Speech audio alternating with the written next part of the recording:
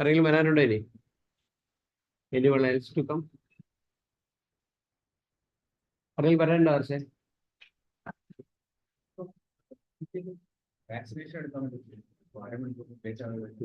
Okay. മറ്റേ കൊച്ചെന്തി മാറിവേനസിലെ Tanmayi.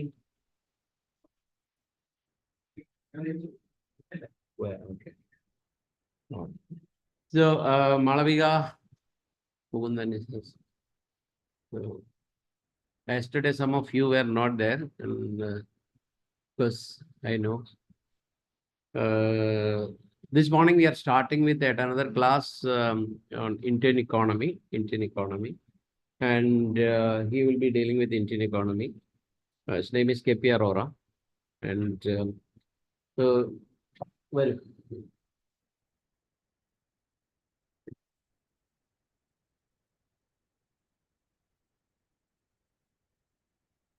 Economics പഠിച്ച ആരൊക്കെയുണ്ട്? ഡിഗ്രി ഇക്കണോമിക്സ് പഠിച്ചതോ ആരുമില്ല.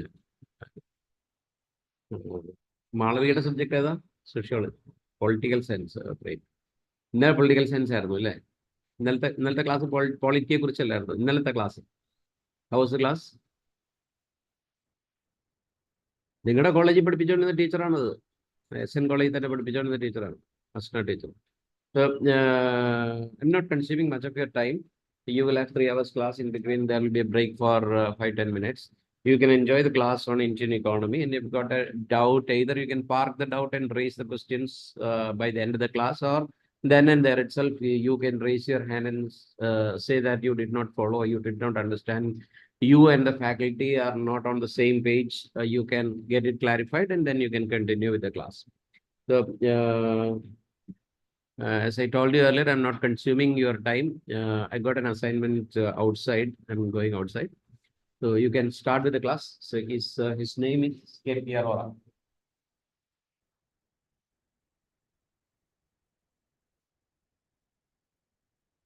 Okay, so we'll start the class. So before that, we'll have a slight introduction.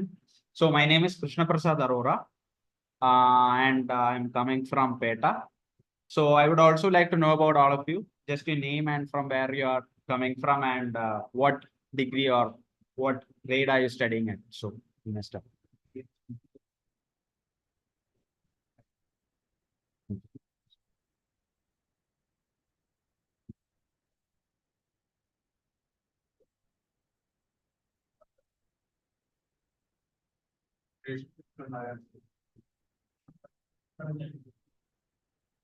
What are you doing?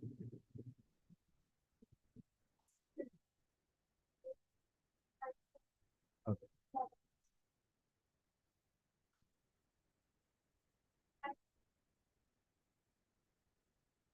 Okay. Okay.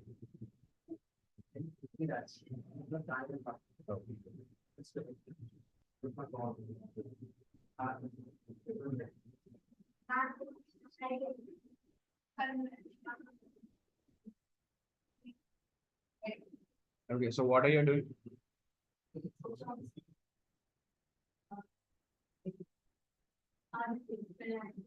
So what are you all doing?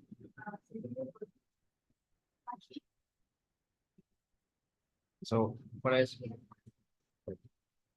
So we'll start with Indian economy, okay? So we'll start with your Indian economy. I hope all of you have notebooks. So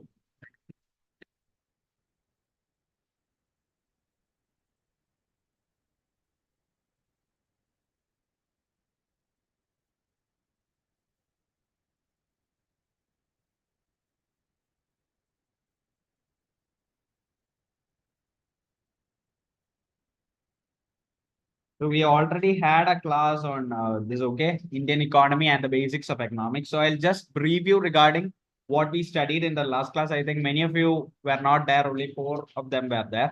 So I'll just brief you. I'll give you an introduction, and I'll give you a basic idea regarding what economics is and what Indian economy deals with, okay?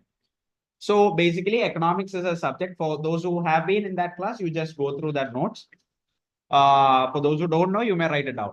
So economics is basically a subject which deals with the production. So you may write it down. Economics is a subject which deals with the production, distribution,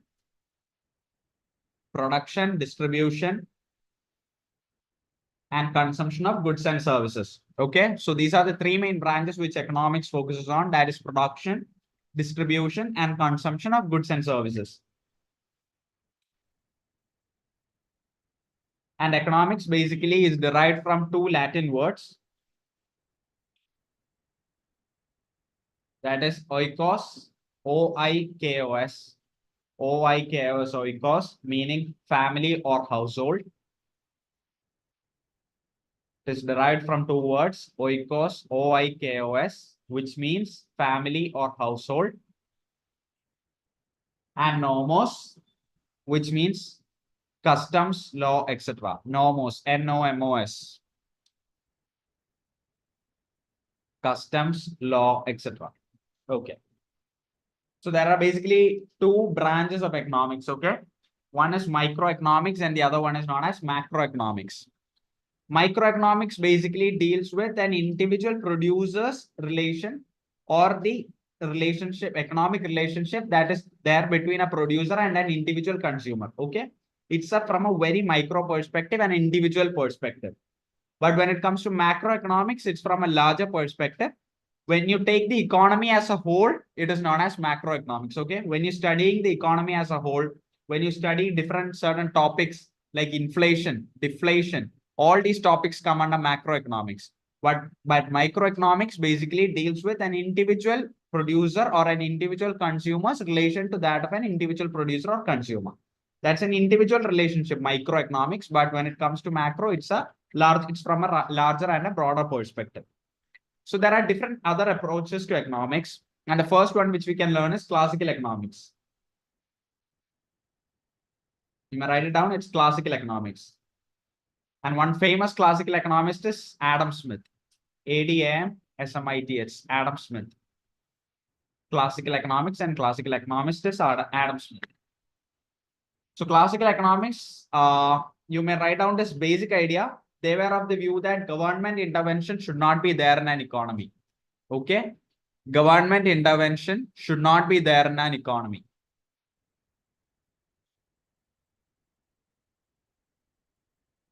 And that is what we call as laissez-faire. That is LAISSEZ,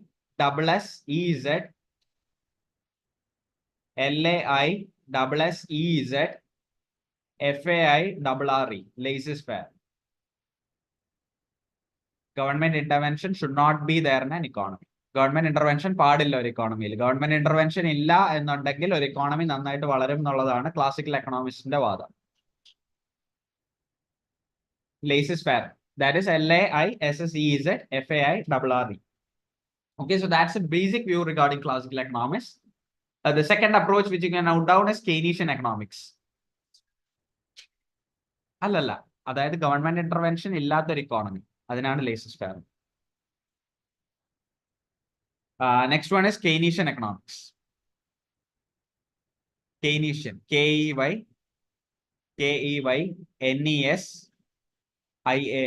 Keynesian. Okay, Keynesian economics is basically the proponent of Keynesian economics is John Maynard Keynes. That is J.M. Keynes. JMKEYNES, J.M. Keynes. He is the proponent of Keynesian economics. And Keynesian economics is just an opposite view of what we have seen in classical economics. That is, they advocate for government intervention. They are of the view that government intervention brings employment and price stability in an economy.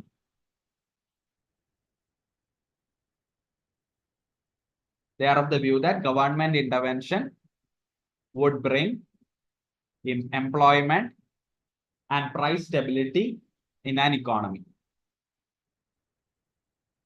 So that is approximately the opposite view of what classical economists have tried to say. The third approach which you can note down is capitalism. Third approach is capitalism. So capitalism, does anyone who has not been there in the previous class, is there anyone who knows about capitalism? The basic idea of capitalism, anyone? Yeah, it's about private ownership or giving emphasis or importance to private sector. Okay, that is capitalism. That is emphasis to private sector or emphasis on private ownership. That can be the basic idea of capitalism. So I hope you got that. Emphasis on private ownership or emphasis on private sector, importance to private sector. That is a basic idea of capitalism. And anyone who knows a capitalist country, USA, United States of America, is a perfect example of a capitalist country.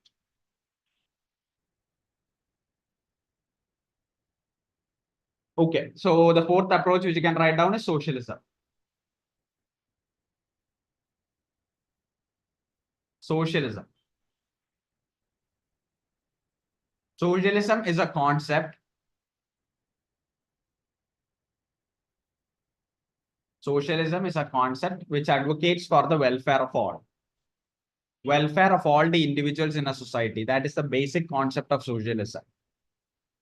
And that's their major objective. Welfare of all the individuals in a society. Welfare of all the individuals in a society.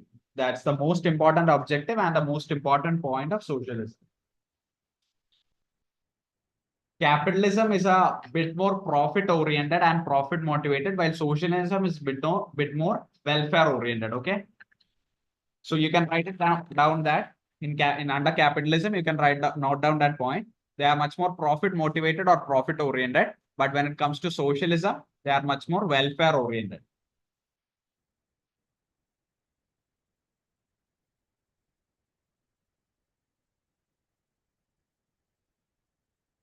The fifth approach is Nehruvianism.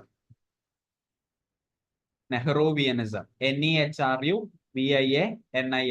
Nehruvianism. Nehruvianism basically calls for socio-economic planning. Okay. Nehruvianism basically calls for socio-economic planning. That is, they focus on the state ownership of vital parts of the economy. Classical എക്കണോമിക്സിന്റെ കാര്യം പറഞ്ഞപ്പോൾ നമ്മൾ പറഞ്ഞൊരു കാര്യമുണ്ട്. അവര് കൂടുതലും state ownership വേണ്ട അല്ലെങ്കിൽ government intervention വേണ്ട എന്ന് പറഞ്ഞൊരു ഇതിൽ നിന്ന് നെഹ്റുവിനസത്തിൽ വരുമ്പോഴത്തേക്കും state intervention is necessary and state ownership is necessary, but not for the whole of the economy, but for certain sectors or vital parts of the economy. So that is the basic idea of Nehruvianism. And even without me telling you who is the proponent of this, you may write it down. Nehru.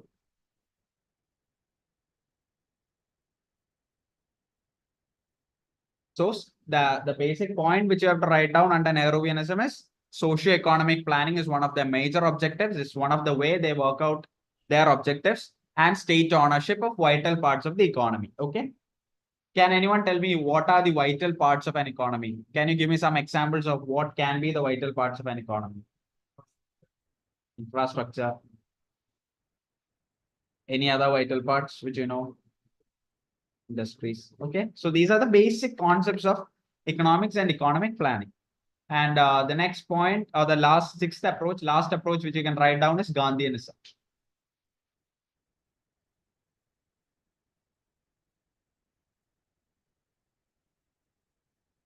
So Gandhianism is basically under this concept, they advocated local production. Okay.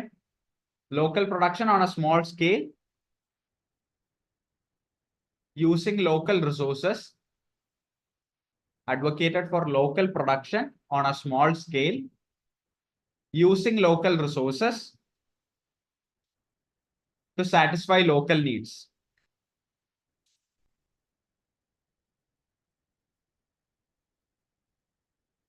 Advocated local production on a small scale using local resources to satisfy local needs. So that's the basic idea of Gandhianism. Okay. And Gandhi was of the ardent view that Earth provides enough to, satisfy every man's need, but definitely not every man's greed. And a student of political science must definitely know that.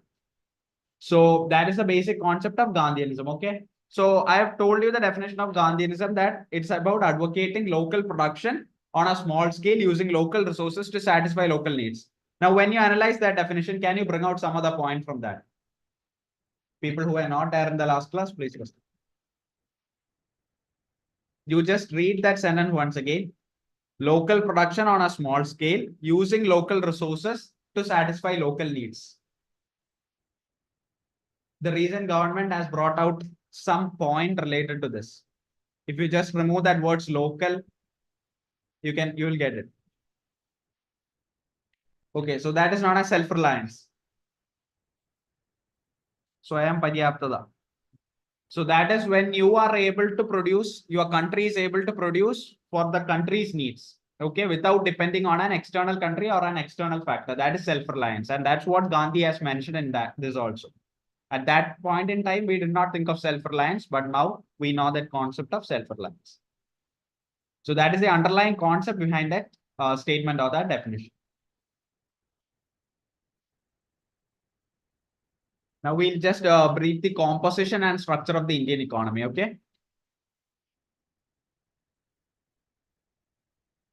Composition and structure of the Indian economy.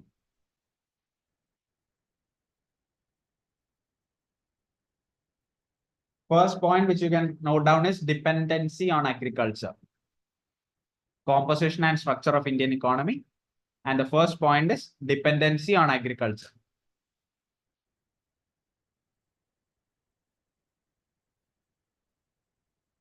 Dependency on agriculture. So we'll elaborate these points later. You write down the points right now. The second point which you can note down is dual economy. DUAL, dual economy. Dual economy. The third point which you can note down is underdeveloped. Underdeveloped. The fourth point is developing economy.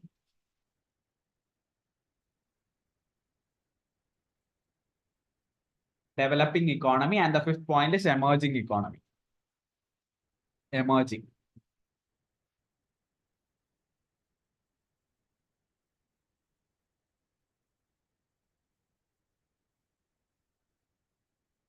So I hope till in the last class we discussed till here, right? Okay. So now we'll start with the basics of economic growth and development. Okay. So what do you think is the basic difference between growth and development? Okay, growth is there, development is there. These two are interrelated concepts, as all of you know. But what can be the basic point of difference between growth and development? Anyone can answer? Yeah.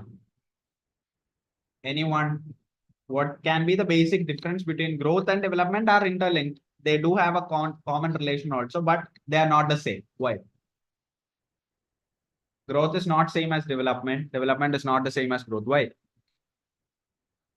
Anyone can respond.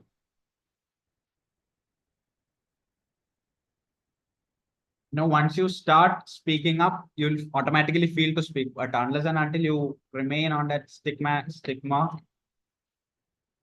what's it? Yeah.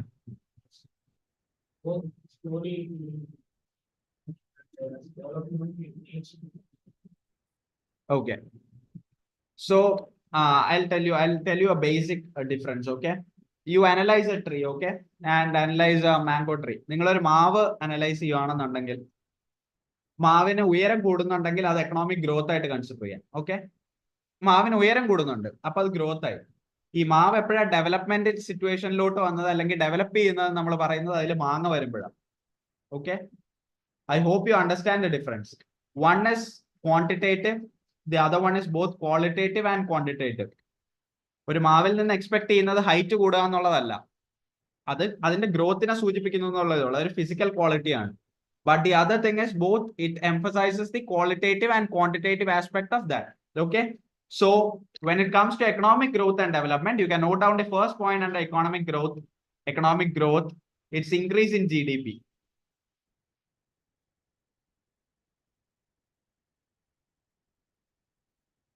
It's increase in GDP.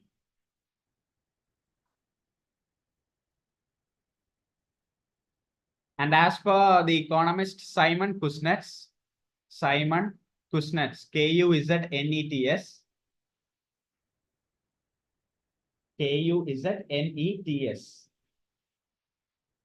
Simon Kuznets. Economic growth is the increase in per capita production. Okay, that's his definition. It's the increase in per capita production.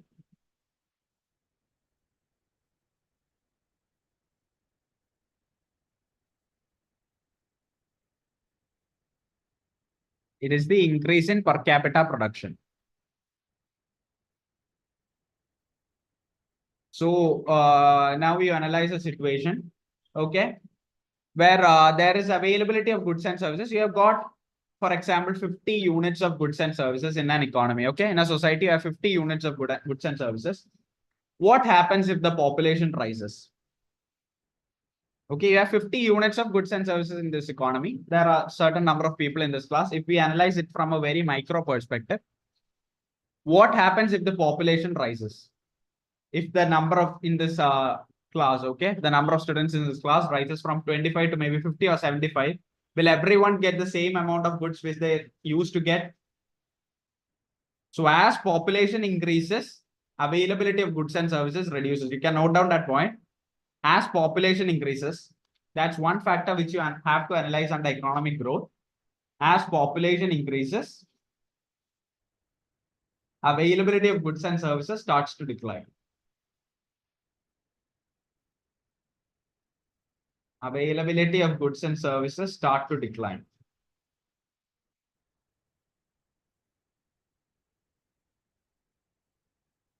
So as population increases or when there is a rapid population growth, the availability of goods and services starts to decline. And there are also other aspects which affect this economic growth, okay? Those can be the technological efficiency, structural changes in an economy. All these factors also affect economic growth. Structural changes, technological efficiency. All these aspects or all these factors also affect economic growth of a country. So this is much more of a quantitative term, okay? Economic growth is a quantitative term or it's a quantitative analysis. While when we analyze economic development, it's a macro term, okay? So the first point which you can write down under economic development is that it's a macro term. And it involves both a qualitative and a quantitative change. A positive change. A qualitative and quantitative positive change can be termed as development. When it happens in an economy, it is known as an economic development. A qualitative and a quantitative change that is positive, which happens in an economy, it is known as economic development.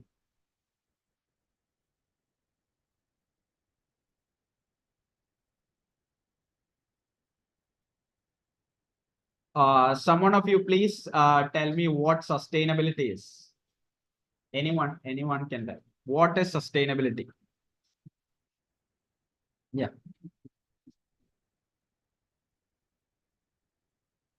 മലയാളത്തിൽ പറഞ്ഞു.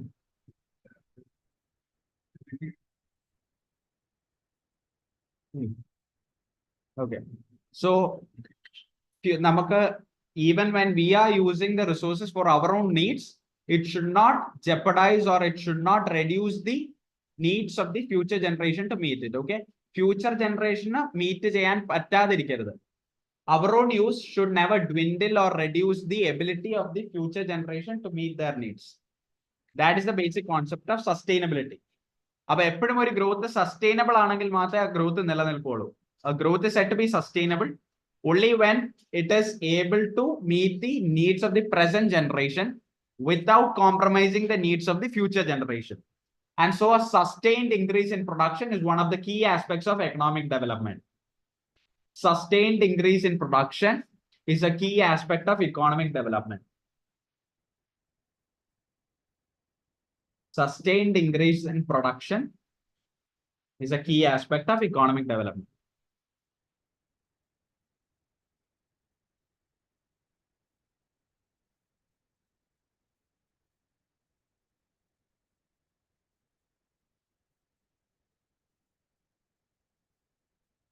ഒരു ഇക്കോണമിയിൽ sustainability കൂട്ടാൻ, ഒരു ഇക്കോണമിയിൽ അല്ലെങ്കിൽ ഒരു സൊസൈറ്റിയിൽ sustainability കൂട്ടാൻ എന്തൊക്കെ ഫാക്ടേഴ്സ് കാണും? ഒരു ഇക്കോണമി അല്ലെങ്കിൽ ഒരു സൊസൈറ്റി നിങ്ങൾ എടുത്തു കഴിഞ്ഞാൽ അവിടെ സസ്റ്റൈനബിലിറ്റി കൊണ്ടുവരിക എന്ന് പറഞ്ഞാൽ what all factors can be there? Very basic concept, very easy concept also. ഒരു ഇക്കോണമി അല്ലെങ്കിൽ ഒരു സൊസൈറ്റി നിങ്ങൾ അനലൈസ് ചെയ്യുമ്പോൾ ആ ഇക്കോണമി അല്ലെങ്കിൽ സൊസൈറ്റി സസ്റ്റൈനബിൾ ആണെന്ന് നിങ്ങൾ പറയുകയാണെങ്കിൽ what can be the factors leading to that sustainability?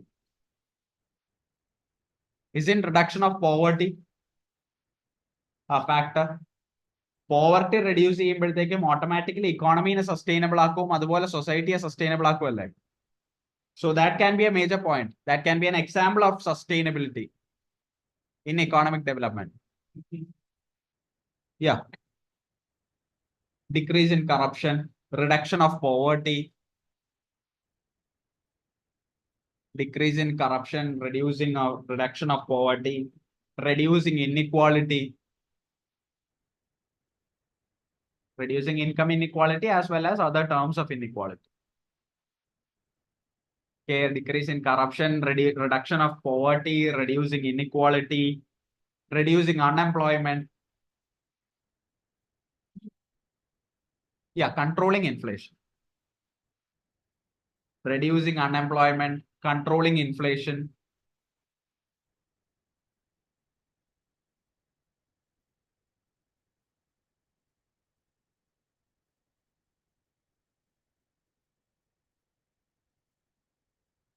So for the newcomers of this class, we have been discussing about economic growth and economic development. Okay, so economic growth is basically a quantitative term, okay? That is increase in GDP. അതായത് ഒരു quantitative term മാത്രമേ നമ്മൾ analyse ചെയ്യുന്നുള്ളൂ. Development ഗ്രോത്തും തമ്മിലുള്ള വ്യത്യാസം തന്നെ അതാണ്. Growth എന്ന് പറയുന്നത് ഒരു ക്വാണ്ടിറ്റേറ്റീവ് ചേഞ്ച്, ഒരു പോസിറ്റീവ് ക്വാണ്ടിറ്റേറ്റീവ് ചേഞ്ച്. 1 എന്നുള്ളത് 10 ആകുവാണെങ്കിൽ അതൊരു ക്വാണ്ടിറ്റേറ്റീവ് ചേഞ്ച് ആണ്. ഡെവലപ്മെന്റ് എന്ന് പറഞ്ഞു കഴിഞ്ഞാൽ ഒരു ക്വാളിറ്റേറ്റീവ് ആസ് വെൽ ആസ് ഒരു ക്വാണ്ടിറ്റേറ്റീവ് ചേഞ്ച് വരുമ്പോഴേ ഡെവലപ്മെന്റ് വരുള്ളൂ. സോ എക്കണോമിക് ഗ്രോത്തിന്റെ കീഴിൽ നിങ്ങൾ എഴുതാനുള്ള പോയിന്റ്സ് ആണ് it's an increase in GDP, അതുപോലെ പോപ്പുലേഷൻ റൈസ് ചെയ്യുമ്പോൾ, പോപ്പുലേഷൻ കൂടുമ്പോൾ availability of goods and services കുറയുന്നു എന്നുള്ളത്. അതാണ് എക്കണോമിക് ഗ്രോത്തിൽ നിങ്ങൾ എഴുതാനുള്ള കാര്യം.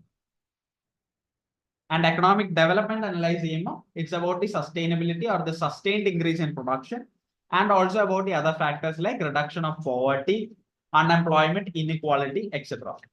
Okay. So we'll now analyze certain factors of economy or certain basic concepts of economy. Okay. So you may note it down. First one is underdevelopment. These are the basic concepts of Indian economy as well as of economics.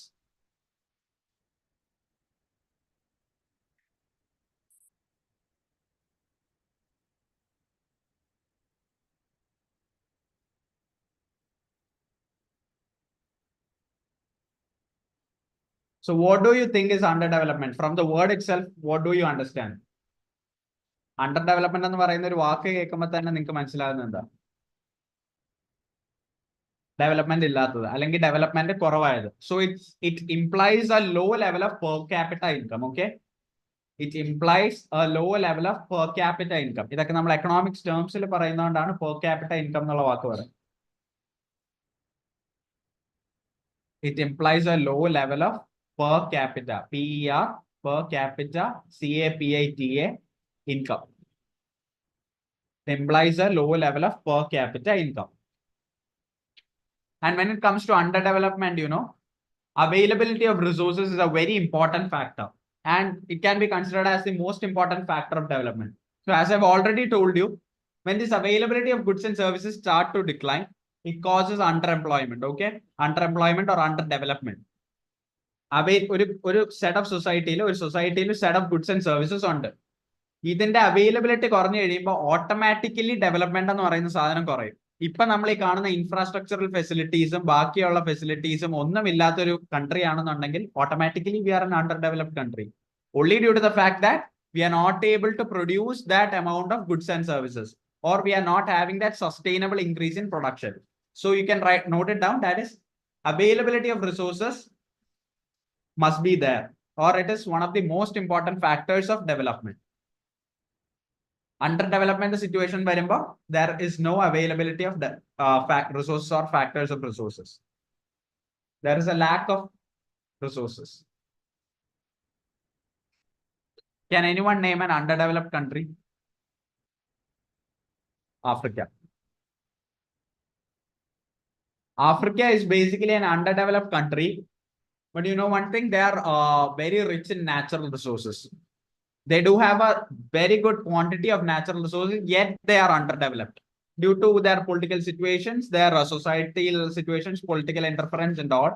Africa still remains as an underdeveloped country, though they are very rich in their natural resources. Now we analyze the country Japan. Japan is not as rich as Africa. Japan is not as inherently rich as what Africa is, or they do not have that much quantity of natural resources. Yet Japan is a very developed country. So you must understand that difference between Japan and Africa, and you must be able to differentiate what development is and what underdevelopment is. Underdevelopment എന്ന് പറയുന്നത് natural resources ഇല്ലാത്തത് കൊണ്ട് മാത്രമല്ല, അല്ലെങ്കിൽ availability of resources കുറവായതുകൊണ്ട് മാത്രം സംഭവിക്കുന്ന ഒരു കാര്യമല്ല.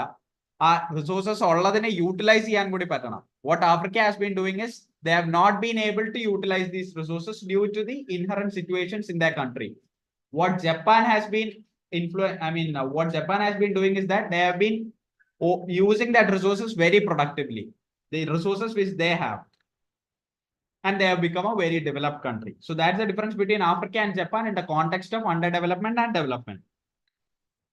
And certain experts are of the view that this underdevelopment of a country is related with the occupational structure of a country. ഒരു country, for example, India's country, at the time of independence, India was a country which was highly reliant on the primary sector. Primary sector എന്ന് പറഞ്ഞു കഴിഞ്ഞാൽ agriculture. Agriculture ഒരുപാട് focus ചെയ്യുന്ന ഒരു country. As per some experts, they believe that they become automatically underdeveloped due to the fact that GDP-യുടെ share അല്ലെങ്കിൽ GDP എന്ന് പറയുന്നത് വളരെ ലോ റേറ്റിൽ നിൽക്കും എന്നുള്ള ഒരു അസംഷൻ ഉണ്ട്. If they focus on primary sector, okay? അങ്ങനെയുള്ള കൺട്രീസിനെ നിങ്ങൾ അനലൈസ് ചെയ്ത് നോക്കിക്കഴിഞ്ഞാൽ, for example you take the case of India only. ഇന്ത്യയുടെ കേസിൽ now India is highly reliant on service sector, അല്ലെങ്കിൽ ഇന്ത്യയുടെ ഒരു മേജർ GDP ഷെയർ വരുന്നത് തന്നെ സർവീസ് സെക്ടർ എന്നാണ്. സർവീസ് സെക്ടർ എന്ന് പറയുന്നതാണ് it is also known as tertiary sector. Professionals ഒക്കെ വർക്ക് ചെയ്യുന്ന സെക്ടർ, ഡോക്ടേഴ്സ്, എഞ്ചിനീയേഴ്സ്, ടീച്ചേഴ്സ്, ഇവരൊക്കെ അടങ്ങുന്ന ഒരു സെക്ടറാണ് സർവീസ് സെക്ടർ. ഈ സർവീസ് സെക്ടറിലുള്ള ഷെയർ കൂടി കഴിയുമ്പോൾ ഇന്ത്യയുടെ ഡെവലപ്മെന്റ് തന്നെ നിങ്ങൾ അനലൈസ് ചെയ്ത് കഴിഞ്ഞാൽ the GDP has grown significantly from what it was in 1947 to what it is in 2024 or 2025. It has gradually developed, it has slowly developed, but it has made a very huge development in the case of India only. So you have to analyze that occupational structure is a basic term or an important concept which affects development.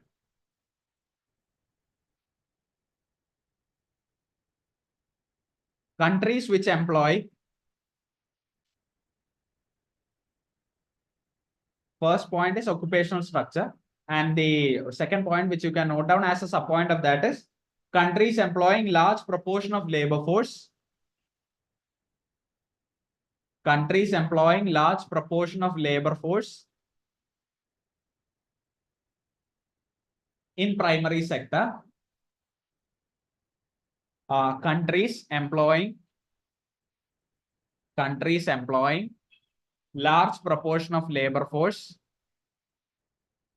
Countries employing large proportion of labor force in primary sector are mostly underdeveloped.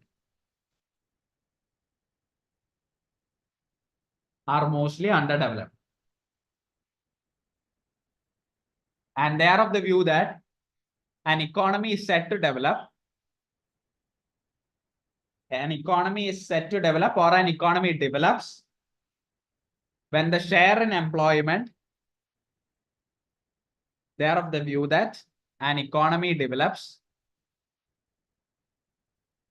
They are of the view that an economy develops or is set to develop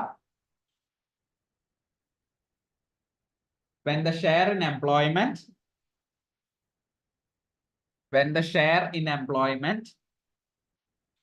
When the share in employment is more in secondary or tertiary sector. When the share in employment is more in secondary or tertiary sector. Secondary അല്ലെങ്കിൽ ഒരു industrial based economy ആണ്, അല്ലെങ്കിൽ ഒരു tertiary sector, ഒരു service sector based economy ആണെന്നുണ്ടെങ്കിൽ that country will be much more developed than a country which focuses on the primary sector or on agriculture or other related activities എന്നുള്ളതാണ് പറയുന്നത്. In United Nations experts, that is UN experts, they are of the view that UN experts, they are of the view that an underdeveloped country ഒക്കെ നിങ്ങൾ UDC എന്ന് എഴുതിയാൽ മതി. Underdeveloped country, you can note it down as UDC. കുറെ തവണ underdeveloped എന്ന് എഴുതിയില്ലേ. When the per capita, an underdeveloped country is a country which has a low per capita real income. An underdeveloped country is a country which has a low per capita real income, which has a low per capita real income. Per capita income എന്ന് പറയുന്നത് income per person ആണ്. Okay, so അത് low ആണെന്നുണ്ടെങ്കിൽ ഒരു country underdeveloped, automatically underdeveloped ആകും എന്നാണ് UN experts പറയുന്നത്. So they are of the view that a country is said to be underdeveloped if the per capita real income is low. And the modern economists. So the next view is by the modern development economists or the modern economists. Which view? I mean,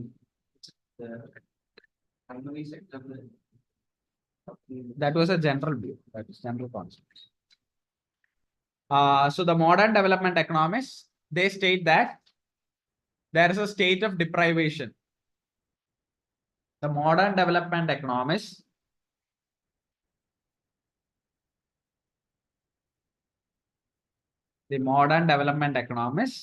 are of the view that there is a state of deprivation.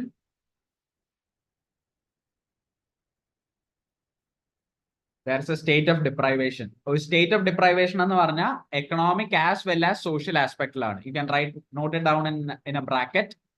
Economic as well as social. In economic as well as social terms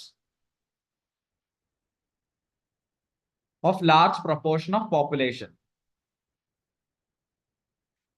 Economic as well as social term, bracket close ചെയ്തിട്ട്, of a large proportion of population. Of a large proportion of population.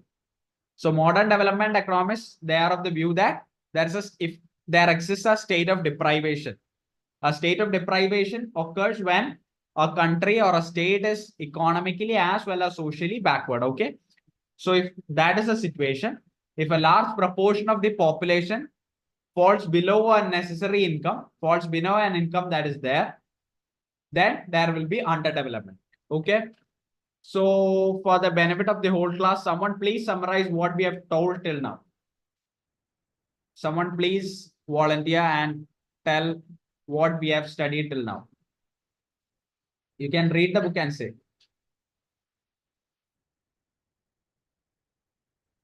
Someone please volunteer.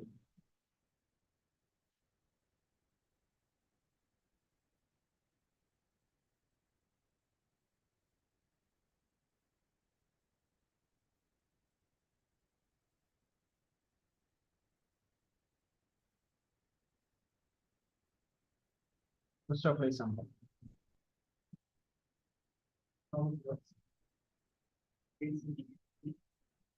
And as per the IMF reflects with the increase in per capita production. As population increases, availability of goods and services starts to decline. Structural changes, economic affects the economic growth, exceeds economic development. The macro term, both qualitative and quantitative change happens in economy. A growth is different in certain issues. If it does not reflect the needs of future, example of sustainability is reduction of poverty, reducing inequality, increasing corruption, controlling inflation, reducing unemployment. certain backdrop of economics. Underdeveloped is implied. Wait. Someone other than him. Tell what is underdevelopment is. What we have learned till now. You can read and say. Anyone from the girl side? You may just speak out. You can read the book and say.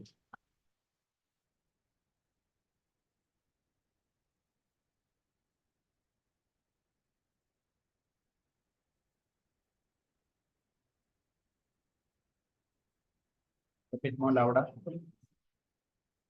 Okay.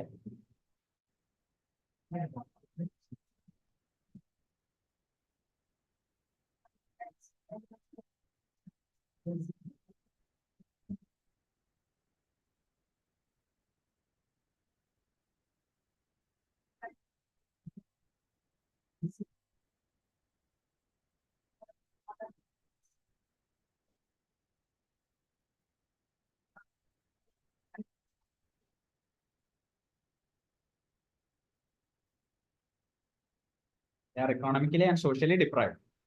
Okay. So now you may write down the common characteristics of underdeveloped countries. What we have told till now, we'll write it down in points. The common characteristics of UDCs or underdeveloped countries. You may write it down as UDCs only. First point which you can write down is the first point which I have written down earlier, low per capita income. Low per capita income is the first point. Second point is scarcity of capital. Scarcity of capital.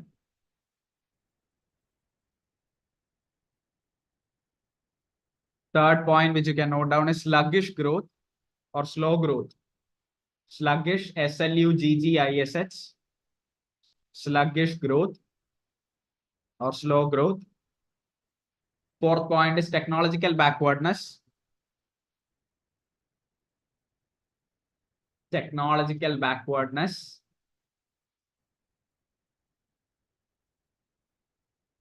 Technological backwardness. Fifth point is rapid population growth. Rapid population growth.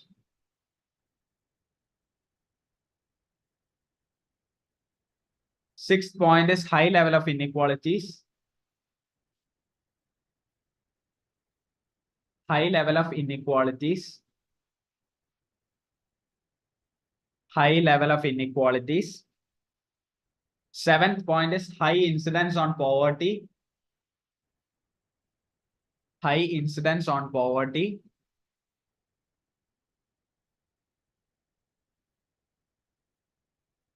Eighth point which you can note down is a relatively closed economy. Relatively closed economy. Relatively closed. CLOSED. And the ninth point which you can note down is dependence on agriculture for income and employment. Dependence on agriculture. That's what we have told earlier. The dependence on the primary sector will automatically lead to underdevelopment.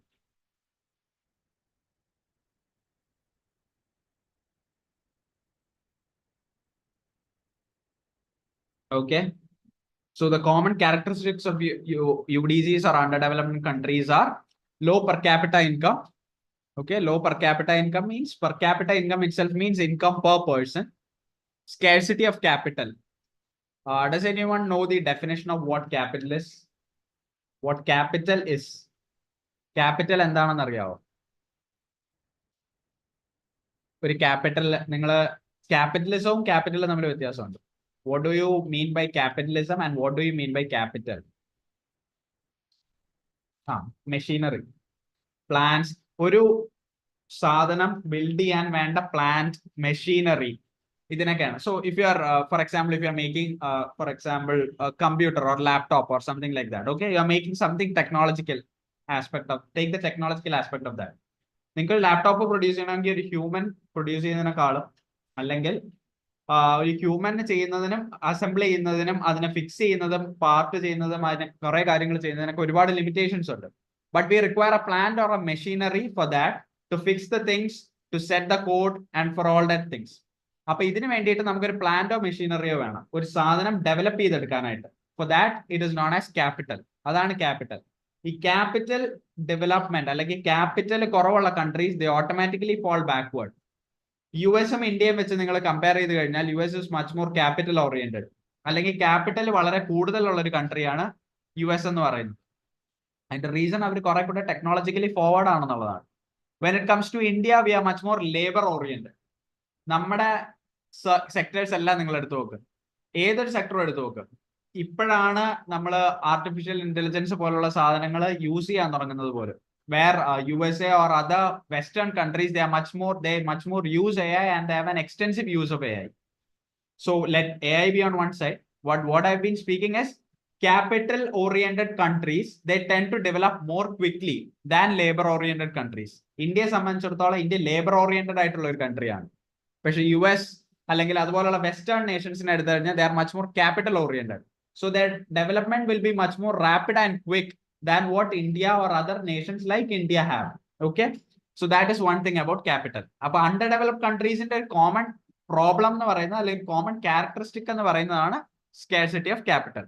The next point is sluggish growth.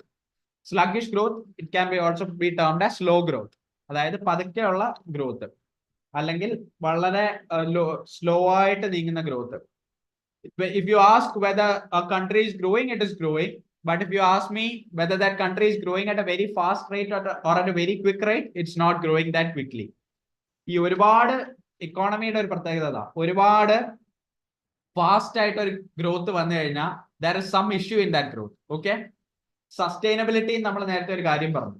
ഈ sustainability ഉള്ള growth അല്ലെങ്കിൽ sustainable ആയിട്ടുള്ള growth എന്ന് പറയുന്നത് is a growth which is moving അല്ലെങ്കിൽ progressing at a good rate, not at a very high rate, but at a normal rate, and at the same time it's continuing every time. Okay, അതിനാണ് sustainable growth എന്ന് പറയുന്നത്. ഒരു growth ഉണ്ട്, അത് normal രീതിയിലാണ് മുമ്പോട്ട് പോകുന്നത്, അത് കണ്ടിന്യൂ ചെയ്ത് പോകുന്നുണ്ടെങ്കിൽ it is known as A sustainable growth. പക്ഷെ വളരെ റാപ്പിഡ് ആയിട്ടുള്ള ഒരു ഗ്രോത്ത് ഉണ്ട്, അത് കഴിഞ്ഞ് വളരെ റാപ്പിഡ് ആയിട്ടുള്ള ഒരു ഫോൾ ഉണ്ട്, അവിടെ ഡെവലപ്മെന്റ് സംഭവിക്കില്ല. നമ്മൾ ഈ common characteristics of UDC analyse ചെയ്യുമ്പോൾ അതിൽ മനസ്സിലാക്കാനുള്ള ഒരു കാര്യം, സ്ലഗ്ഗിഷ് ഗ്രോത്ത് അല്ലെങ്കിൽ സ്ലോ ഗ്രോത്ത് എന്ന് പറയുന്ന ഒരു കോൺസെപ്റ്റ്. സ്ലോ ഗ്രോത്ത് ഉള്ള ഒരിക്കലും ഒരു country it will not be able to develop. Okay, so slow growth is an issue in certain times. Growth is good, but slow growth sometimes can affect our country. Now we are going to analyze the next point, that is technological backwardness. Technological backwardness. So whenever you study economics, okay, you take two countries or two sets of examples and then you analyze that. You take USA and India and you only tell me which country is technologically much more efficient. USA or India? USA. Okay, or not only take India for that reason, you can take many other countries for that reason. Still USA might be better. I'm not an ardent supporter or an advocate of USA, but still they are much more efficient and much more competitive than many other countries when it comes to these technological things. അവരുടെ പല ഫാക്ടേഴ്സും അവരിറക്കുന്ന mobile phones ആയിക്കോട്ടെ, അവരുടെ products ആയിക്കോട്ടെ, they are much more costly because that's A capitalist country. ഇവിടെയാണ് ക്യാപിറ്റലിസ്റ്റും ക്യാപിറ്റലും തമ്മിലുള്ള വ്യത്യാസം ഞാൻ പറഞ്ഞുതരാം. Capitalist country, I have already told you and you have already written down it in your notebook that they are much more profit oriented and profit motivated. അവർ ഇറക്കുന്ന ഒരു product, USA ഇറക്കുന്ന ഒരു പ്രോഡക്റ്റിന് obviously വില കൂടുതൽ കാണും. That might be high in prices, that can be high in quality also, and they also do have the capital. ഒരു phone produce ചെയ്യണം അല്ലെങ്കിൽ ഒരു ലാപ്ടോപ്പ് പ്രൊഡ്യൂസ് ചെയ്യണമെങ്കിൽ അതിനൊരു പ്ലാന്റ് മെഷീനറിയും വേണം. ഒരാൾ ഉണ്ടാക്കുന്ന ഒരു സാധനമല്ല ലാപ്ടോപ്പ് എന്ന് പറയുന്നത്. So they do have that capital. They are a capitalist country. They are utilizing it to their potential, and that is why they are developing. They are not developing, they are a developed nation. Okay, so technologically നമ്മൾ backward ആണെങ്കിൽ, technological termsലും technological elementsലും technological setupലും ഒരു country backward ആണെങ്കിൽ, it will cause a decline in growth of a country. Next point which we have already analyzed is rapid population growth. നമ്മൾ already പറഞ്ഞു കഴിഞ്ഞു, population growth കൂടുന്നു. Population growth കൂടുന്നത് നല്ലതാണ് as long as it is stable and study. Stable and study growth is good. But China അല്ലെങ്കിൽ India പോലുള്ള nations analyze ചെയ്ത് കഴിഞ്ഞാൽ population growth is extreme, much more than what the country has to offer. At the employment terms like at the resources in the terms like the country is not able to offer much more than the population that exists in the country right now. അതുകൊണ്ടാണ് ഇന്ത്യയിൽ നിന്ന് ബാക്കി പുറത്തോട്ട് migration വരുന്നത്. ഇത്രയും migration വരാനുള്ള കാര്യം is not due to lack of employment opportunities, and the nation is not able to produce that also employment opportunities for the reason that the population growth is so high. So rapid population growth ഉണ്ടെങ്കിൽ ഒരു common അത് underdevelopment അല്ലെങ്കിൽ underdeveloped countries-ന്റെ common characteristics ആണ്, common characteristic ആണ്. Next point which we can analyze is the high level of inequalities that exist. Income inequality under, political inequality under, social inequality under. There are different types of inequality. You being a politics student, you might know that. What are the different types of inequalities that exist in a society? Inequality has got different branches, right? What can be the different different branches of inequality? Economic inequality is there, social, political inequality. Okay, so these three are the terms which I also told right now. Can you state an example of a political inequality, or a social inequality, or an economic inequality? Any example? Okay. Okay. BPL, APL, those type of inequalities exist. Okay. So whenever, it's a very simple concept. Whenever there is inequality, there tends to be a backwardness. ഒരു ക്ലാസ്സിൽ തന്നെ equality ഉണ്ടെന്നുണ്ടെങ്കിൽ it will help it will benefit the whole of the class. But inequality ഉണ്ടെന്നുണ്ടെങ്കിൽ ആ ക്ലാസ്സിനെ ബാധിക്കും, മൊത്തത്തിലുള്ള എല്ലാവരുടെയും പെർഫോമൻസിനെയും ബാധിക്കും. So that is the point of inequality and equality. Okay. So whenever a country treats its people unequally, whether it be economically, socially, politically, അങ്ങനെ ഒരു സാഹചര്യം വന്നു കഴിഞ്ഞാൽ a country will be or will fall into the category of underdevelopment. Okay. So that is the point which you have to analyze when it comes to high level of inequality. High incidence on poverty. Now poverty, India സംബന്ധിച്ചിടത്തോളം, India has got a lot of poverty schemes. Poverty schemes are there, but how good is the implementation എന്നുള്ളത് നിങ്ങൾ analyze ചെയ്യണം. Okay, there might be a lot of poverty schemes listed in alphabetical order from A to Z, but how good is the implementation of these policies? ഒരു policy ഉണ്ടെന്ന് പറഞ്ഞിട്ട് കാര്യമില്ല, ആ policy implement ചെയ്താൽ മാത്രമേ it can lead to a reduction of poverty or reduction of inequality or reduction of unemployment. Unless and until there is an implementation or execution of these schemes, nothing is going to change. So high incidence on poverty. Poverty ഉള്ള രാജ്യങ്ങൾ, still India has a very high poverty rate. I don't know whether how many of you know the exact rate of poverty, but still India has a very significant amount of population falling into poverty, especially if you analyze the northern states of India. Next point which you have discussed is the relatively closed economy. Most of the countries, underdeveloped countries, if you analyze, they are relatively closed. ഒരു closed economy എന്ന് പറഞ്ഞാൽ എന്താ? As the word says, ആ word തന്നെ ഉണ്ട്, closed economy എന്ന് കേൾക്കുമ്പോൾ തന്നെ നിങ്ങൾക്ക് മനസ്സിലാവും. ആരെങ്കിലും ഒരാൾ പറ. Foreign nations daily. Yes, that's exactly a closed economy. That is, you are keeping your economy closed. നിങ്ങൾ trade ചെയ്യുന്നത് is within your country. External trade happens very less. Okay, the external trade or the rate of external trade is comparatively very less, and when the external trade or international trade in the terms പറഞ്ഞു കഴിഞ്ഞാൽ, international trade കുറഞ്ഞു കഴിയുമ്പോൾ ഒരു കൺട്രിക്ക് definitely self-reliant അല്ലാത്ത ഒരുപാട് products കാണും. For example, if I am taking the case of India itself, ഇന്ത്യക്ക് laptop produce ചെയ്യാൻ വലിയൊരു കപ്പാസിറ്റി ഇല്ല എന്നിരിക്കട്ടെ. If it is taking the help of some other country which is technologically really good and importing, okay, that product, and India, if India can produce cotton really well, okay, cotton India നന്നായിട്ട് produce ചെയ്യുന്ന ഒരു product ആണെന്നുണ്ടെങ്കിൽ, India can export that product. So when this import and export happen, there tends to be a favorable terms of trade. Okay, അത് favorable ആയിട്ട് വരുമ്പോഴാണ് ഒരു country develop ചെയ്യുന്നത്. When the export rate is greater than the import rate, a country starts to develop. Okay, that's not the point of a closed economy. Closed economy എന്ന് പറഞ്ഞാൽ that's exactly what is said. External trade കുറവാണ്, അല്ലെങ്കിൽ external trade ഇല്ല. The trade happens within the country. There is no trade between India and China or between China and India. The trade is between India and within India. Okay, there is no between India, it's within India. So then the last point which you have told is the dependence on agriculture. So as I've already told you before we have already studied in that underdeveloped country statement that a country which focuses more on the agriculture sector or the primary sector, it will tend to fall backward automatically.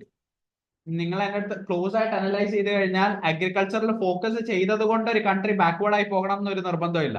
പക്ഷെ അഗ്രികൾച്ചറിൽ മാത്രം focus ചെയ്തിട്ട് tertiary sector അല്ലെങ്കിൽ service സെക്ടറിനും ഇൻഡസ്ട്രീസിനും importance കൊടുക്കാതെ വരുമ്പോഴാണ് this underdevelopment is occurring. Okay, so when it focuses primarily on primary sector and when it tends to lose focus on tertiary and industrial sector, we can analyze that and underdevelopment will occur. Okay, so these are the 9 factors which we have studied right now,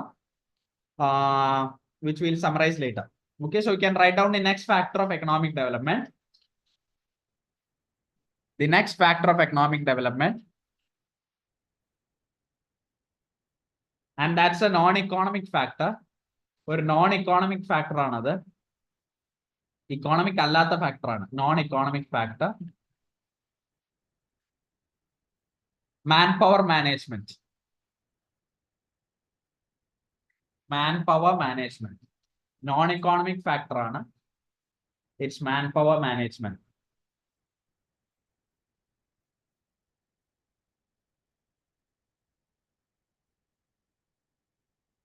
Manpower management, as that word says, well managed ആയിട്ടും efficient ആയിട്ടും ഒരു കൺട്രിക്ക് അതിന്റെ മാൻ പവറിനെ, അതായത് അതിന്റെ ലേബറിനെ utilise ചെയ്യാൻ പറ്റുന്നുണ്ടെന്നുണ്ടെങ്കിൽ automatically that country tends to develop. Okay, so if you want to write it down, you can write out in such a way that well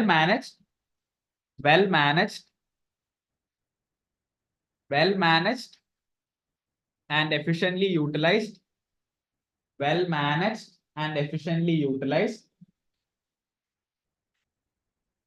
well managed and efficiently utilized manpower,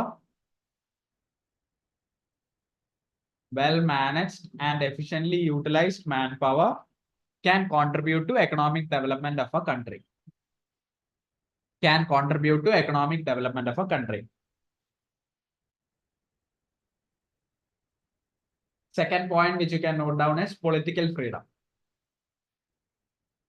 ഈ പറയുന്നതെല്ലാം non economic factors ആണ്. Political freedom.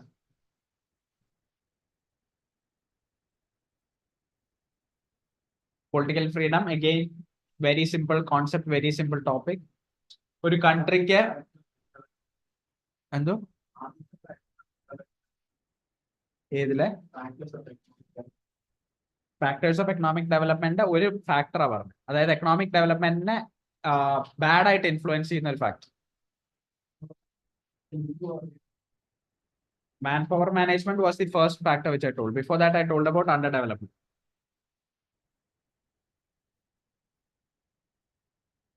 So the second point is political freedom.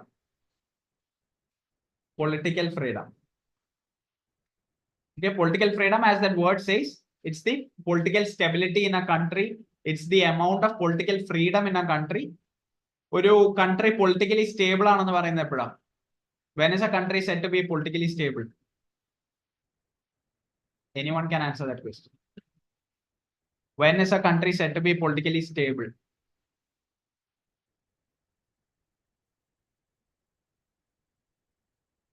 You can speak out. ഒരു country politically stable ആണെന്ന് പറയുന്നത് എപ്പോഴാണ്?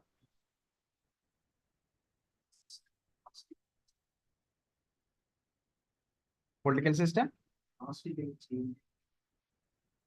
Exactly. That is, ഒരു political system stable ആണ് അല്ലെങ്കിൽ ഒരു കൺട്രിയുടെ പൊളിറ്റിക്കൽ കണ്ടീഷൻ സ്റ്റേബിൾ ആണെന്ന് നമ്മൾ പറയുന്നത് it's when A situation where there will not be a drastic change. Okay, where there will not be a drastic change. And ഒരു കൺട്രിയിൽ political stability ഉണ്ടെന്ന് നമ്മൾ പറയുന്നത് ഇന്നൊരു പാർട്ടി ഭരിക്കുന്നു, നാളെ ഒരു പാർട്ടി ഭരിക്കുന്നു, മറ്റന്നാൾ വേറൊരു party ഭരിക്കുന്നു. There is no political stability in that. There is a high political instability in that. So when the political stability is said to be there, when a party is in rule, that rule is going good, people are benefiting from that. Not all the people, some people are benefiting from that, and the country is in a good situation. അപ്പോഴാണ് political freedom ഉണ്ടെന്ന് പറയുന്നത്. The third point which you can note down is law and order.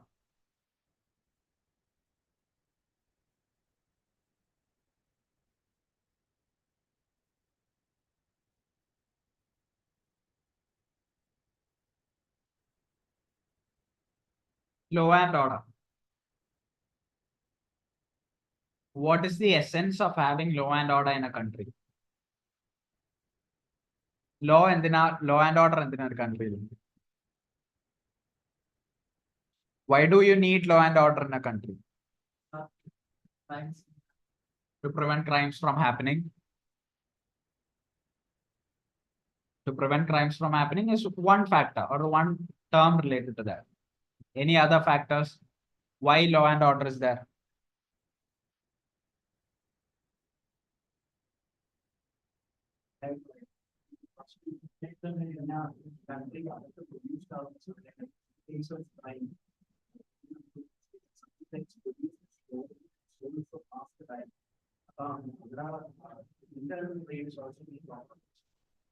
Okay. To take a country to a good path. Okay. So that's it. You can write it down. It's to reduce chaos. It's to reduce chaos. CHAOS. It's to reduce chaos and to build a congenial atmosphere. One factor which he told is right. There are other factors also. It's about to bring stability in a country. Reducing crimes will automatically bring stability. And to build a congenial atmosphere. CONGENIA.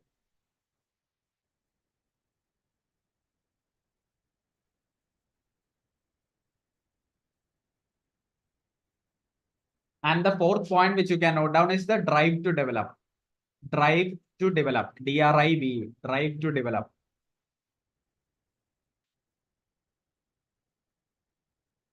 Drive to develop. SALT is basically terms which you can tell from that word or from that phrase itself. Okay. What do you mean by drive to develop? What do you mean by drive to develop? Drive you have that passion, you want to develop, so that a country should have that innate ability, or it should think of itself that it should develop in certain areas. Our drive ഉണ്ടെങ്കിൽ മാത്രമേ ഒരു country develop ചെയ്യുള്ളൂ. And that is again a non-economic factors. ഈ പറഞ്ഞ 4 factors non-economic factors ആണ്. Okay.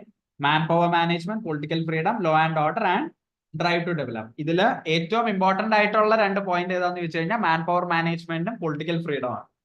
Even law and order. But drive to develop is a factor which you can note down, but it's not that important. In economic factors, till now we have discussed the non-economic factors. Now we will discuss the economic factors.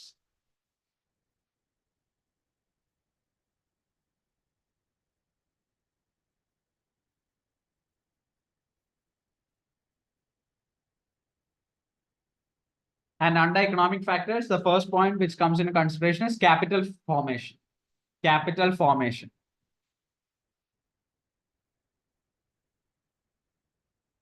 Capital formation.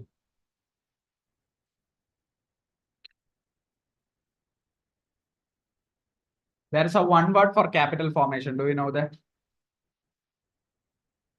There is a one word for capital formation. Capital formation എന്ന് പറയുന്നതിന് ഒറ്റൊരു വാക്കുണ്ട്. നിങ്ങൾക്ക് economics പഠിക്കാത്തവർക്കും പഠിച്ചവർക്കും എല്ലാവർക്കും അറിയാവുന്ന ഒരു വാക്കുമാണ്. It is known as investment. Investment is also known as capital formation. ഒരു country കൂടുതൽ ഇൻവെസ്റ്റ് ചെയ്യുന്നു എന്ന് പറഞ്ഞാൽ അതിന്റെ ക്യാപിറ്റൽ ഫോർമേഷൻ കൂടുന്നു എന്നാണ്. And if it's reducing its investment, it means that capital formation is reducing. So capital formation വേറൊരു term ആയിട്ട് നിങ്ങൾക്ക് എഴുതാവുന്നതാണ് ഇൻവെസ്റ്റ്മെന്റ്. ഒരു കൺട്രി ഡെവലപ്പ് ചെയ്യണം എന്നുണ്ടെങ്കിൽ in what all areas will you invest? Health.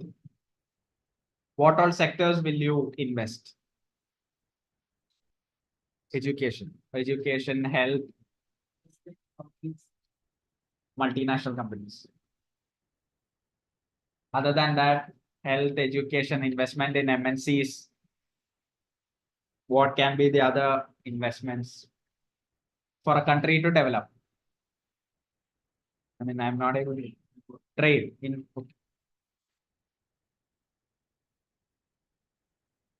What is it?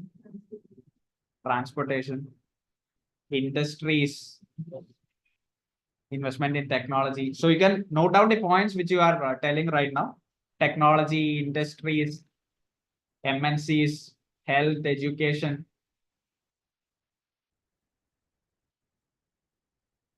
Investment in machinery.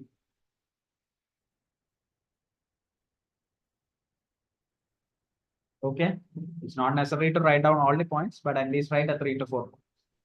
Health, education, MNCs, machinery, transportation, industries, etc. The next point is higher level of saving. Higher level of saving. That's the second factor. Second economic factor is higher level of saving.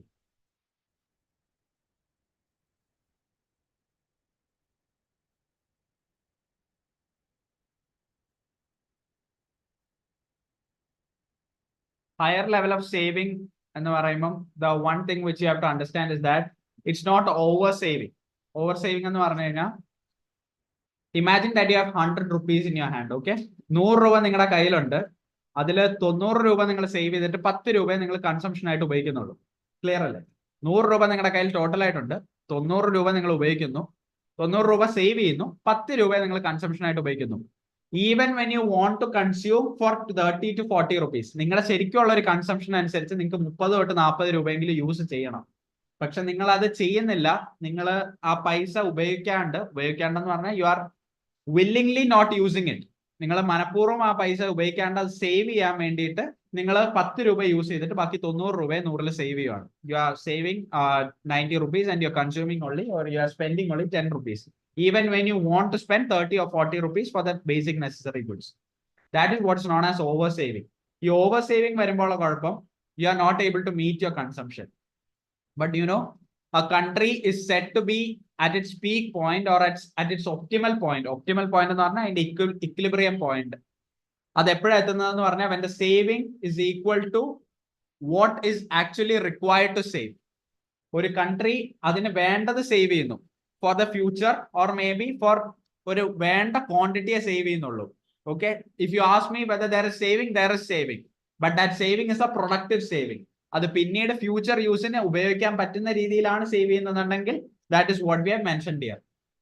Okay, and if saving occurs like what I told you just now, 30 രൂപ അല്ലെങ്കിൽ 40 രൂപ ഉപയോഗിക്കേണ്ടടുത്ത് പോലും 10 രൂപ ഉപയോഗിക്കുന്നുള്ളൂ, ബാക്കി നമ്മുടെ ഓവറായിട്ട് നമ്മൾ സേവ് ചെയ്യുകയാണെന്നുണ്ടെങ്കിൽ that will lead to reduction in consumption. ആ reduction in consumption വന്നു കഴിയുമ്പോഴത്തേക്ക് GDP അത് affect ചെയ്യും. Okay, so that is a point. There is an optimal point of saving. You can note it down. There is an optimal point of saving, and if you save beyond that, optimal point of saving നിന്ന് കൂടുതൽ save ചെയ്താൽ, if you save beyond that, that saving is not good for the economy of a country. Optimal point ൽ നിന്നും beyond നിങ്ങൾ save ചെയ്യുകയാണെന്നുണ്ടെങ്കിൽ that is not good for the economy of the country. That's not good for the economy.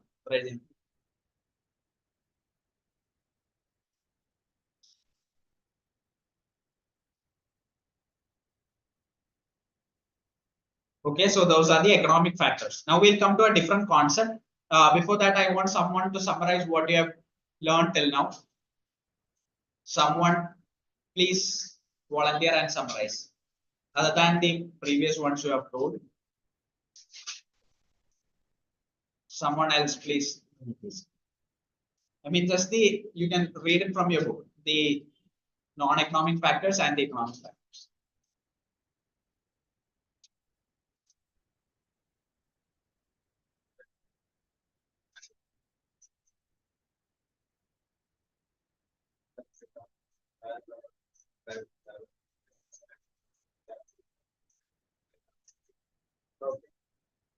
So can you explain what manpower management is? You can read it from your book and see.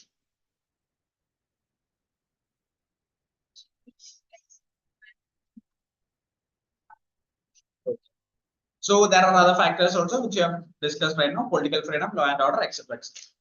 So the next topic which we are going to learn is a bit different from what we have been learning. It is the capital output ratio. The capital output ratio. It's not related to this underdevelopment, but we'll relate to that. We'll relate to development and underdevelopment. So write down the heading COR, or capital output ratio.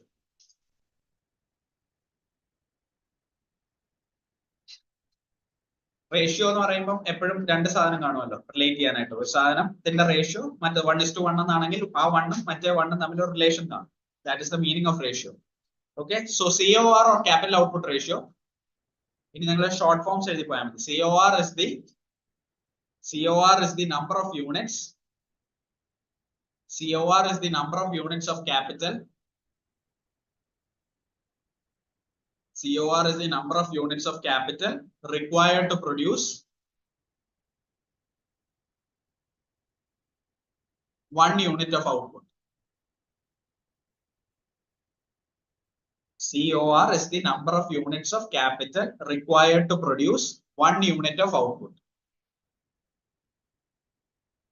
അതായത് the number of units, എത്രത്തോളം നിങ്ങൾ capital use ചെയ്താൽ will you be able to produce 1 unit of output. Okay, for example, if I will take the case of some other country like Vietnam. Okay, Vietnam is using 25 plants. Okay, അല്ലെങ്കിൽ 25 machines അല്ലെങ്കിൽ 25 machinery ഉപയോഗിച്ചിട്ടാണ് 25 machines ഉപയോഗിച്ചിട്ടാണ് they are producing 1 laptop. Okay, very random example, don't look at the logic of it. If they are using 25 machines to produce 1 laptop, okay, so they have invested, or the capital they have used is 25 and the unit they have produced is 8. Okay, or we'll, for that reason we'll make it 1.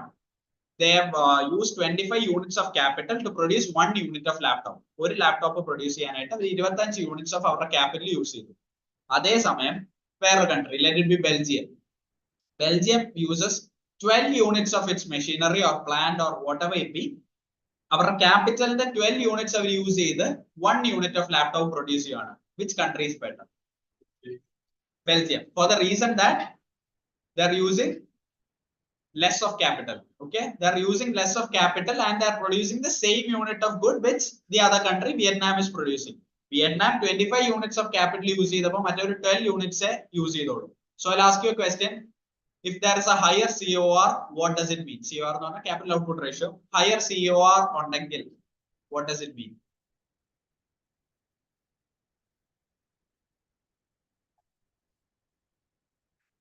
Capital by output. Capital output ratio. Yes, I mean capital is being inefficiently employed. Adana in a meaning. What's it? Yeah, profit is less. If there is a higher COR, so you can write it down. If there is a higher COR, that is if the capital output ratio is high, higher COR ഉണ്ടെന്നുണ്ടെങ്കിൽ, as she told, that profit would be less. That is, you can write it down as this way. In this way, capital is being inefficiently employed.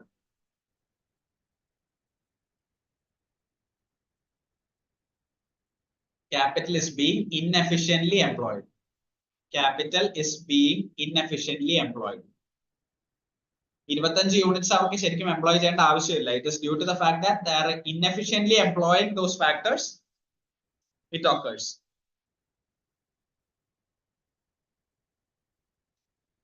For example, if a economy is developing, okay, imagine an economy is developing. Or economy develop ചെയ്തുകൊണ്ടിരിക്കുകയാണ്.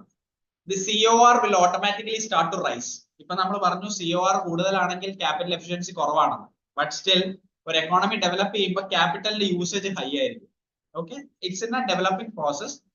അപ്പൊ അതിന്റെ capital usage കൂടുതലായിരിക്കും. But once that economy becomes a developed economy, ഇത് എപ്പോഴും develop ചെയ്തുകൊണ്ടിരിക്കുകയല്ല, develop ചെയ്ത് ഒരു developed സ്റ്റേജിൽ എത്തി കഴിയുമ്പോഴത്തേക്കും COR ന്റെ റേറ്റ് പതുക്കെ താഴോട്ടും. Okay, so you can write that down. When an economy starts developing, ഒരു economy develop ചെയ്യാൻ തുടങ്ങുമ്പോൾ COR starts to rise. COR അതോടൊപ്പം കൂടുക എന്ന് പറഞ്ഞാൽ ക്യാപിറ്റൽ ഒരുപാട് യൂസേജ് ഉള്ളത് കൊണ്ട് തന്നെ ചിലപ്പോൾ ഇൻഎഫിഷ്യന്റ്ലി എംപ്ലോയിഡ് ആയിരിക്കും. COR starts to rise but declines അല്ലെങ്കിൽ but it declines once a level of development reaches. ഒരു ലെവൽ ഓഫ് ഡെവലപ്മെന്റ് അല്ലെങ്കിൽ ആ ഡെവലപ്പിംഗ് സ്റ്റേജിൽ നിന്ന് ഡെവലപ്മെന്റ് സ്റ്റേജിലേക്ക് വന്നു കഴിയുമ്പോൾ COR starts to decline. അതാണ് അതിന്റെ basic concept.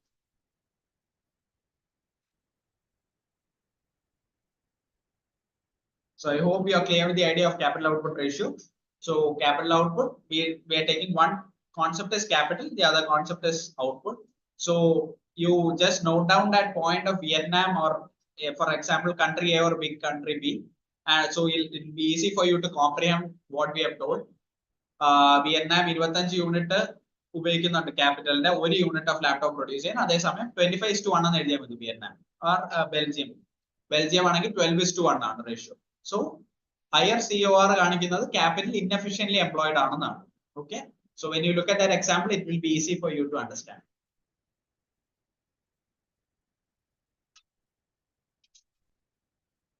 The next topic which you can write down is human resource.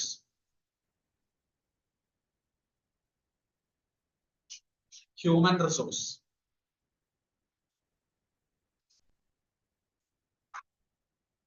What do you mean by human resource? That's there in the word itself. Yeah, please. Population. Yeah, manpower. That's using humans as a resource. That is human resource. So it is important for the growth. You can write it down. It's important for the growth and development of the economy. And human resource should be educated, healthy, and it should be skilled. Educated ആയിരിക്കണം, healthy ആയിരിക്കണം, skilled ആയിരിക്കണം. Human resource should be first point ആണ്. First point, it's an important ആണെന്നുള്ളതേ ഉള്ളൂ. The second thing is which you have to write down. Human resource means അല്ലെങ്കിൽ human resource should be educated, healthy, and skilled.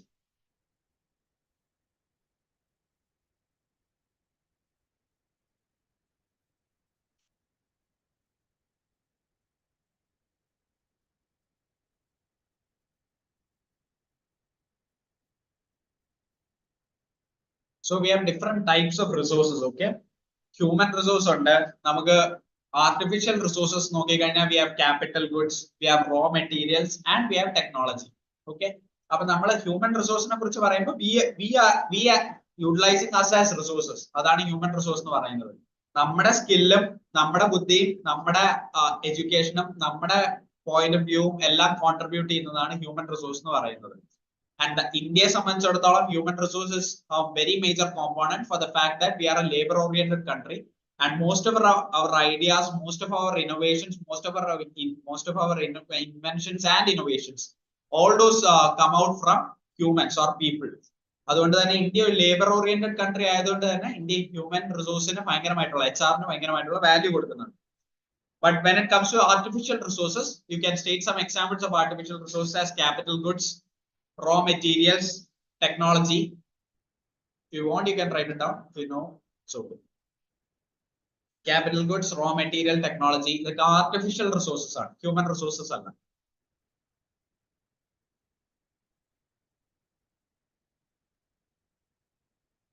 Normally, artificial resources have a speciality.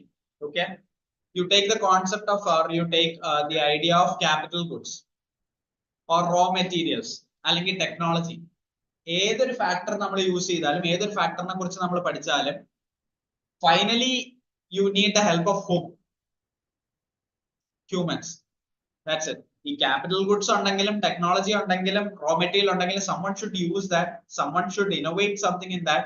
അത് use ചെയ്യാൻ ഒരാൾ വേണം, അത് code ചെയ്യാൻ ഒരാൾ വേണം, അങ്ങനെ ഒരുപാട് കാര്യങ്ങൾ ആൾക്കാർ വേണം. Okay, so labor is definitely necessary. So these artificial resources are finally dependent on human resources. Okay, so human resource being the broader perspective and being the main point, artificial resources come under that. But whether we have reached the stage of these artificial resources overcoming human resource is a point to be discussed. Okay, the artificial resource human resource no overtake ചെയ്യുന്ന ഒരു point ആയോ എന്നുള്ളതാണ് is the contemporary discussion. അതാണ് ഇപ്പോഴത്തെ present അല്ലെങ്കിൽ recent point എന്ന് പറയുന്നത്. So next thing which you can write down is marketable surplus of agriculture. Marketable surplus of agriculture. Marketable surplus, SURPLUS, of agriculture.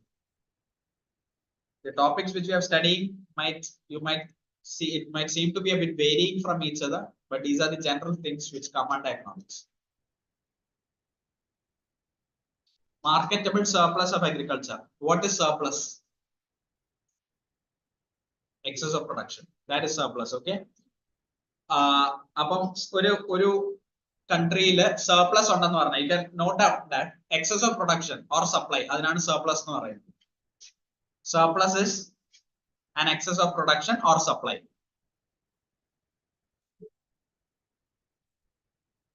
An excess of production or supply. Marketable surplus എന്ന് പറഞ്ഞാൽ എന്തായിരിക്കും? What do you think marketable surplus is? Surplus എന്ന് പറയുന്നത് excess of production അല്ലെങ്കിൽ excess of supply ആണ്. Marketable production അല്ലെങ്കിൽ marketable surplus എന്ന് പറഞ്ഞാൽ എന്തായിരിക്കും? നിങ്ങൾ മാർക്കറ്റ് ചെയ്യാനായിട്ട് ഒരു പ്രോഡക്റ്റ് പ്രൊഡ്യൂസ് ചെയ്യുമല്ലേ? Okay, you want to market something, let that be corn or rice or wheat or something. നമ്മൾ റൈസ് ആയിട്ട് എടുത്തു കഴിഞ്ഞാൽ you want to market that. ഇത് മാർക്കറ്റ് ചെയ്യണമെങ്കിൽ ഇത് പ്രൊഡ്യൂസ് ചെയ്യണമല്ലോ. ഇത് പ്രൊഡ്യൂസ് ചെയ്യാൻ ഒരു കോസ്റ്റ് ഉണ്ട്. Okay, so the total, you can write it down, it's the difference between, and I'll explain it to you. After that, I'll tell the definition, I'll explain it to you. It's the difference between the total output produced. It is the difference between the total output produced by a farmer. It is the difference between the total output produced by a farmer and his self-consumption from that output. And his self-consumption from that output. In total output produce ചെയ്തതിൽ നിന്നും, I think all of you got that definition. It's the difference between the total output produced by a farmer and his self-consumption from that output. Total output minus self-consumption. അതാണ് marketable surplus എന്ന് പറയുന്നത്. That's what he is able to market. Okay. അതായത് ഒരു farmer, for example, if there is a person named A and he is a farmer, he is producing അല്ലെങ്കിൽ total output എന്ന് പറയുന്നത് 100 units of rice ആണ്. Okay, അല്ലെങ്കിൽ 100 kilo അല്ലെങ്കിൽ 100 kilo of rice ആണെന്ന് വെച്ചോ. After his self-consumption from that is 5 kilogram or 12 kilogram of rice. So that 90 kilogram which we have in hand, which he has in hand, which that farmer has in hand, is marketable surplus. Okay, total output produced was 100. From that, deduction of 10 for his self-consumption. What the rest which we have is 90, and then 90 kilogram or then 90 quintals of rice, that is known as marketable surplus. Okay. So when there is a situation of this absence of adequate surplus, we start to depend on imports. Okay.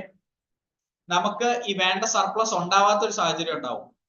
അതായത് in any case, for example, ഇപ്പം recent ഒരു കേരള ഒരു situation എടുത്തു കഴിഞ്ഞാൽ നമുക്ക് flood ഉണ്ടായിട്ടുണ്ട്. Okay, there has been a lot of floods. വർഷങ്ങളായിട്ട് ഇപ്പൊ ഫ്ലഡ്സ് ഉണ്ട്.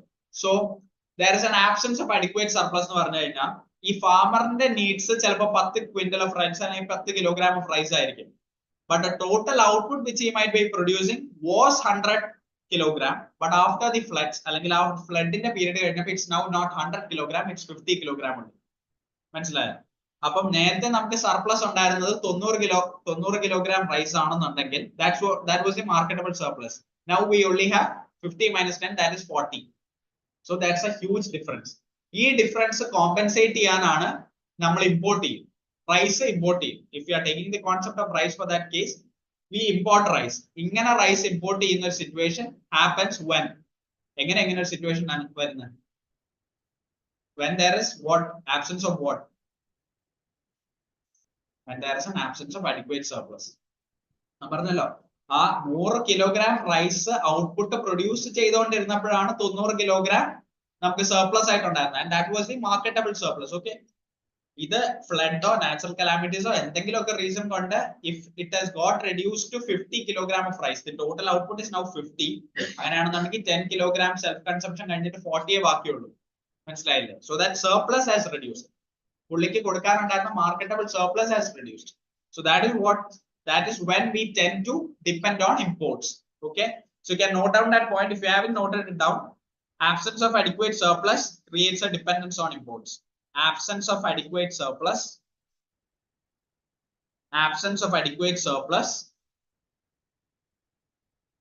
creates a dependence on imports. Adequate surplus ഇല്ലാത്തൊരു സാഹചര്യം വരുമ്പോഴാണ് we depend on imports. Absence of adequate surplus creates a dependence on imports.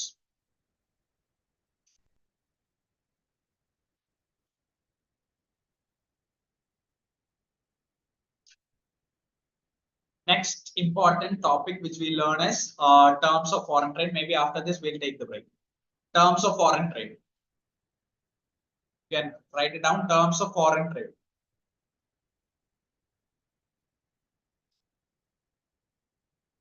Terms of foreign trade. TERMS. Terms of foreign trade. You can write it down. After that, I'll explain. It refers to relative per unit price. It refers to relative per unit price paid for imports and relative per unit price received through exports. And relative per unit price received through exports.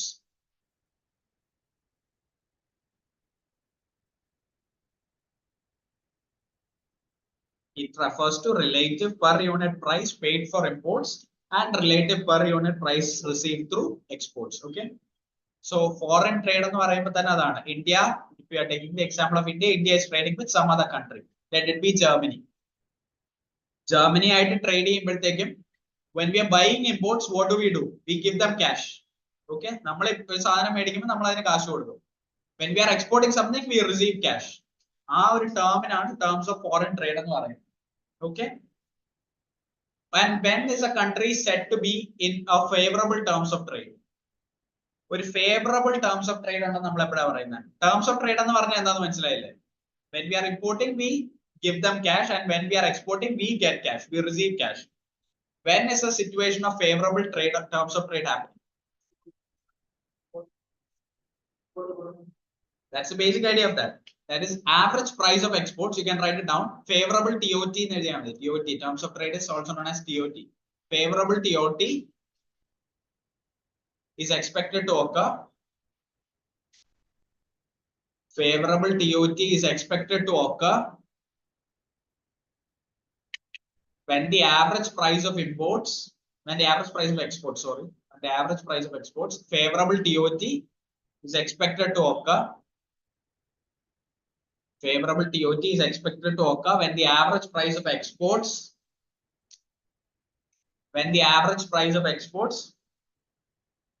are greater than the average price of imports. Are greater than the average price of imports. So that the exports in the price is greater than the average price of imports. Which invariably means that നമ്മൾ export ചെയ്യുന്നത് import ചെയ്യുന്നതിനേക്കാളും കൂടുതലാണ്. Because export ചെയ്യുമ്പോഴാണ് credit flow കൂടുന്നത്. ഒരു country ഒരു product export ചെയ്യുന്നു എന്ന് പറയുമ്പോൾ we are receiving money for that. Okay. നമ്മൾ ഒരു സാധനം import ചെയ്യുന്നു വേറൊരു കൺട്രിയിൽ നിന്ന്, if you are importing something, we are spending money on that. അപ്പോൾ ഒന്ന് credit flow ഒന്ന് debit ആണ്. Okay. You must understand that concept. അപ്പോൾ എപ്പോഴായിരിക്കും ഒരു unfavorable TOT ഉണ്ടാവുന്നത് എപ്പോഴായിരിക്കും? So vice versa of this. Average price of imports will be greater than the average price of exports. Okay. If you want, you can just note it down in one sentence. Or you can just write down that point of unfavorable TOT. That's just the vice versa of this.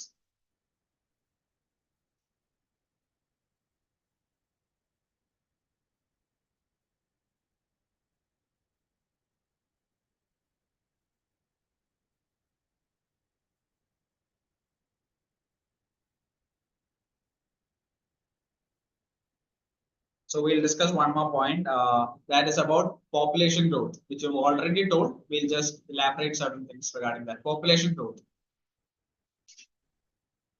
Population growth.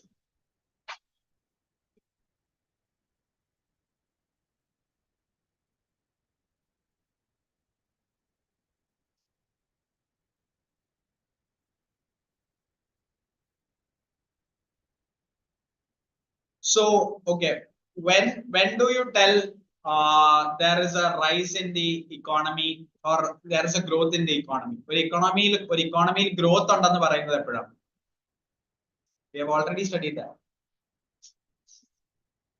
For economy growth, there is an increase in GDP, right? For increase in GDP under factor under increase in GDP and quantitative rise on. Okay, that can lead to population growth. I mean, population growth, I'm not analyzing that, but that can lead to economic growth. Okay, economic growth is good. But population, if it's growing steadily, if population GDP tends to slow down. GDP for the reason, what can be the reason? GDP economy GDP economic growth population growth GDP what can be the reason? Expenditure end expenditure consumption expenditure okay, consumption expenditure any other things? Population growth population growth is reason for a decline in economic growth. But population growth economic growth population growth population growth economic growth what can be the reason? Population growth economic growth one thing which he told is right, expenditure overutilization of resources. You can write down these points, okay? Overutilization of resources utilization alla, overutilization.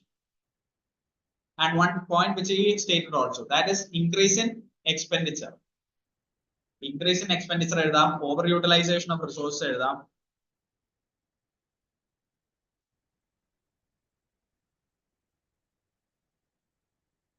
so at any level of GDP you analyze, the level of GDP you analyze population growth a country that will result in the lack of economic growth of a country. Okay, either country analyze either situation analyze a country's GDP level will fall down if the population growth is rising. So a doubt which can arise in your mind is population growth countries population growth population growth countries still they might be developing. Okay, but still developing. If you ask me why, that one of the reasons can be even when the expenditure is rising, even when there is an overutilization of resources, they have much more capital. Okay, a capital utilization employment opportunities in this way still they can increase economic growth. Okay, population growth is side so that's something which you must write down as major points. Even when population is growing, population growth this is a situation situation and this is a completely different situation. Even when the population is growing, the economy can still grow. The economy can still grow if the economy can still grow if even when there is don't write it down, even when there is overutilization of resources or even when there is a high expenditure, the economy is set to grow due to the factors that it focuses on capital. You can write down as number one, focus on capital. Increasing employment opportunities.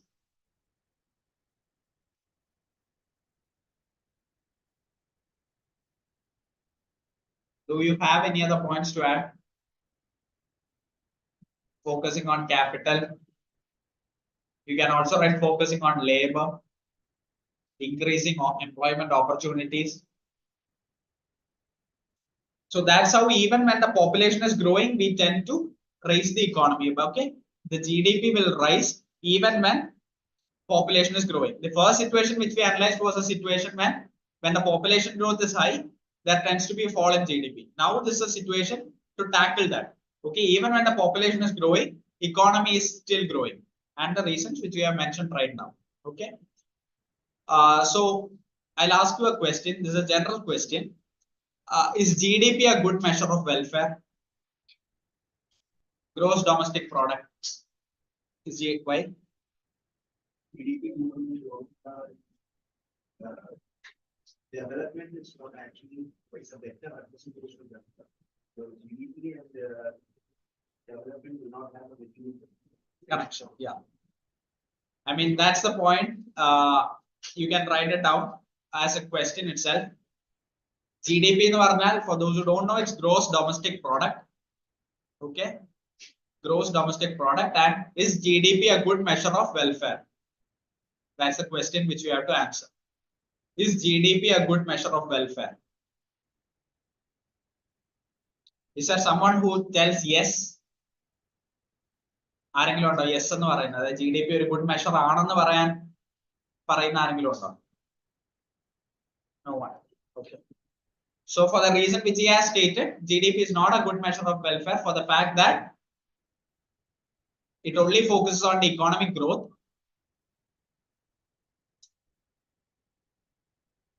and doesn't view economy from a macro perspective. It only focuses on economic growth. It only focuses on economic growth and doesn't focus on the focus on the macro terms or doesn't include the concept of development. I mean, it focus on what was the first sentence which I told? Someone who wrote it. Yeah, it only focus on economic growth and doesn't give much importance to the macro term, that is development. And GDP also has another issue, that is, we'll take the case of India for that reason. Okay. We have Ambani, Adani, and many other millionaires and billionaires. If at some point their shares and their income and all their wealth increases, okay, the GDP will rise. Even when people falling below poverty are high, okay, these people, this 1% of people, or known as the billionaires, they might be contributing to 99% of the GDP. And we rest 99% of the people might be contributing to 1% of the GDP. Okay, so even when if GDP is not a good measure of how the society is. The society might be in poverty. Many people might be in poverty. Many people might be below poverty line. But due to the fact that these billionaires are increasing their shares, have a lot of wealth in their hands, GDP might still grow. So that can be one reason which you can note out. That is, GDP is not a good measure due to the fact that it doesn't trickle down to the lower levels of the society.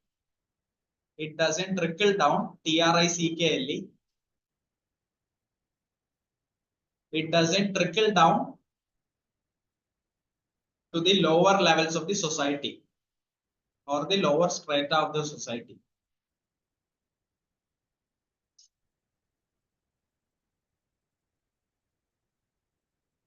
%99 of this GDP growth might be due to that 1% of people.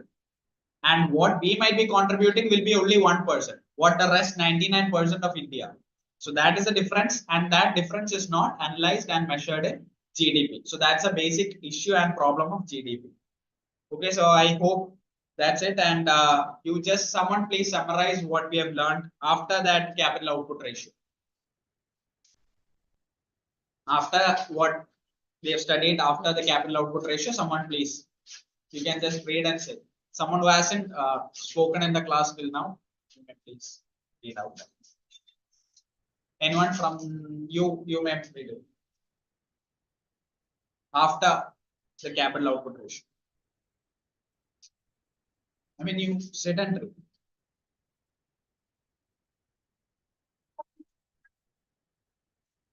I mean, after COR, what we have learned after that.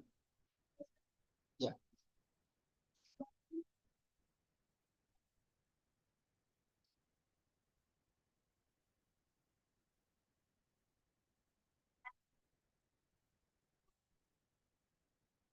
Okay.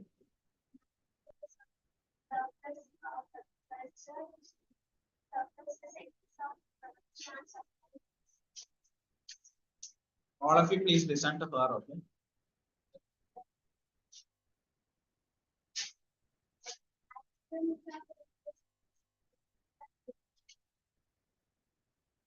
Okay. Dependence on imports.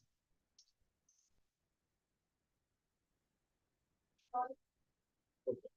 So what is marketable surplus? That is surplus. I mean, what is marketable surplus? Yeah, it's the difference between the total output produced.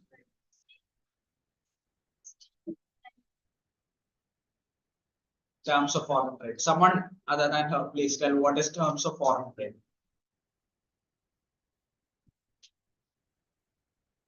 Someone.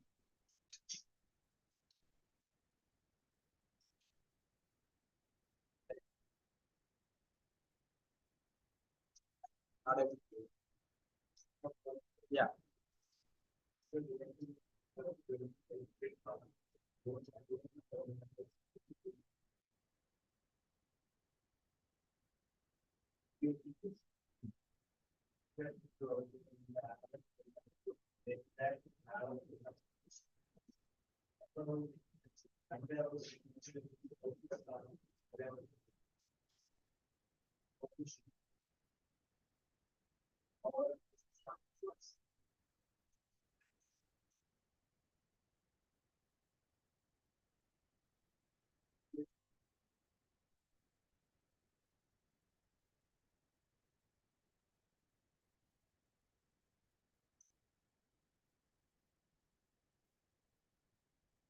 Didn't sell 11 billion.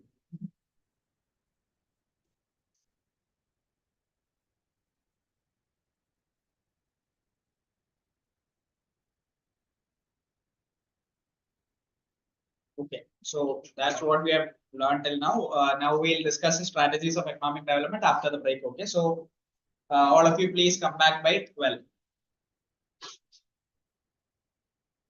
All of you please come back by 12. Till then.